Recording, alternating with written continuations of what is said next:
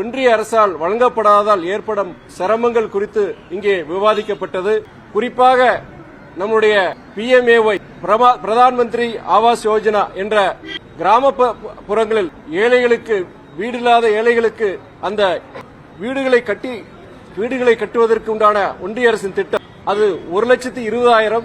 ஒன்றிய அரசின் பங்களிப்பு 60 விழுக்காடு, மாநில அரசின் பங்களிப்பு 40 விழுக்காடு. ஆனால் அந்த 1,20,000 அந்த நிதியை வைத்துக் கொண்டு அந்த திட்டத்தை செயல்படுத்த முடியாத காரணத்தினால் கூடுதல் நிதி, கடுமையான நிதி நெருக்கடி இருந்த போதிலும் தமிழக அரசு கூடுதல் நிதியை வழங்கி கிட்டத்தட்ட 2,83,000 ரூபாய் அளவிற்கு அந்த வீடுகள் கட்டி அமைக்கப்படுகின்றன. ஒன்றிய அரசு அதன் பங்களிப்பை அதிகரிக்க வேண்டும் என்று கடந்த காலங்களில் கோரிக்கை வைக்கப்பட்டது. அதை நிறைவேற்றப்படாத காரணத்தால் மாநில அரசு, நம்முடைய தமிழக அரசு கலைஞர் கனவு இல்ல திட்டம் என்ற அந்த திட்டத்தின் மூலம் கிட்டத்தட்ட 3,500 கோடி நிதியை ஒதுக்கி கிட்டத்தட்ட 1 லட்சம் வீடுகள் கட்டி முடிக்கும் தருவாயில் உள்ளது. அதற்கு நன்றியை தெரிவித்தோம்.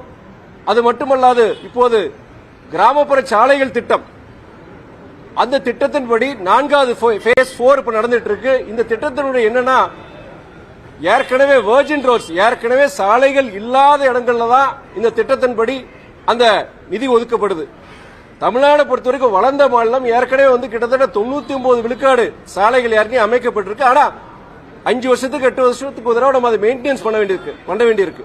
ஆனா இந்த திட்டத்தின்படி நீங்க ரோடே இதுவரைக்கும் இல்லாத இடங்கள்ல தான் அதுக்குண்டான ரோடுகள், சாலைகள் அமைக்கிறதுக்குண்டான நிதியை ஒதுக்குறாங்க. பழுதுபார்க்கறதுக்கு, மெயின்டெனன்ஸுக்கு இந்த திட்டத்தின்படி நிதி கிடையாது. அப்படி இருக்கும்போது தமிழ்நாடு போன்ற வளர்ந்த மாநிலங்கள்ல 100% ஏற்கனவே சாலைகள் போட்டிருக்கிறாங்க. இந்த திட்டத்தின்படி கிராமப்புற சாலைகள் திட்டம், ஒன்றிய அரசின் கிராமப்புற சாலைகள் திட்டத்தின்படி இந்த திட்டத்தை நம்ம பயன்படுத்த முடியாத சூழ்நிலை இருக்கு. இது குறித்து ஒன்றிய அரசு இந்த திட்டத்துக்கு உண்டான மாற்றத்தை வழங்க வேண்டும் என்ற நம்ம கோரிக்கை வச்சிருந்தோமோ. அது இல்லாம உங்களுக்கு பல்வேறு திட்டங்கள் இருக்கு. ஆனா அந்த பல்வேறு திட்டங்களுக்கு முழுமையாக நம்ம செயல்படுத்த முடியாத ஒரு நிலைமை. அதுக்கு முக்கியமான காரணம் அதுக்குண்டான அந்த நிதி உங்க மாநில ஒன்றிய அரசு வழங்காதனால கடுமையான நிதி சுமையிலையும் மாநில அரசு அந்த நிதி சுமையை ஏத்துக்கிட்டு அந்த திட்டத்துக்கு செயல்படுத்துறதுக்கு முயற்சி எடுத்துட்டு இருக்காங்க. இந்த விஷயமா தான் இன்னைக்கு இந்த கூட்டம் நடந்தது, சிறப்பாக நடந்தது. பல்வேறு கோரிக்கைகள், முக்கிய கோரிக்கைகள் வைக்கப்பட்டது. முக்கியமா அதுல இன்னொரு முக்கியமான விஷயம் என்னன்னா, விவசாயமே நீங்க இன்னைக்கு காலநிலை மாற்றத்தால் வறட்சி, மழை வெள்ள பாதிப்புனால இன்னைக்கு விவசாயமே செய்ய முடியாத சூழ்நிலை இருக்கு. அதே நேரத்தில் விவசாய இடுபொருட்கள், விதை, உரம் போன்றதுக்கான விலை உயர்வு, இது போன்ற பல்வேறு விஷயங்களை விவசாயம் செய்ய முடியாத சூழ்நிலை இருக்கும் பொழுது வனவிலங்குகள், குறிப்பா மயில், காட்டு பண்ணி இதனால வர பாதிப்புனால விவசாயமே முற்றிலும் முடங்குற ஒரு சூழ்நிலை இருக்கு.